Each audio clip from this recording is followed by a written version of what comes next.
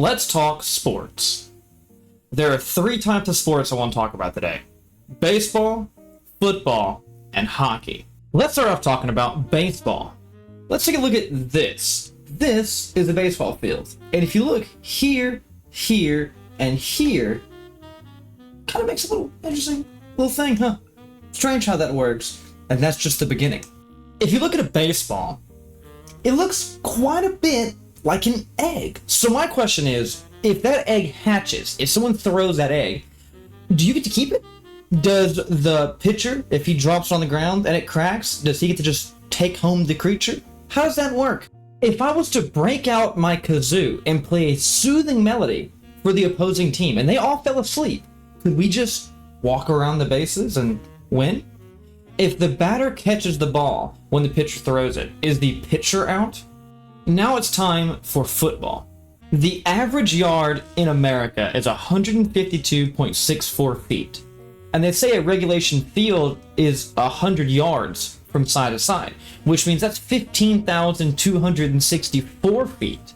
And the average human can run at 8 miles per hour, and 15,264 feet is 2.89 miles, which would mean it would take 21 minutes for a player to go from end zone to end zone. But I've seen them do it much faster on TV, which means either their yards are smaller wherever they're filming, or they're not humans. If there's a quarterback, is there a dollar back, a dime back, maybe even a penny back? What if while the opposing team were trying to tackle the person with the ball, someone else on that team had another ball that they had stashed within their clothing and they just walked to the end zone? Would that be legitimate? Now let's talk about hockey. Can I wear normal shoes, as those bladed shoes look really hard to walk in and also dangerous? So what's to stop me from just pulling out some Nikes or something? Hockey players are constantly known for fighting. So would it be against the rules to just hire a bunch of professional fighters who are bad at hockey and just beat the other team up and then just score?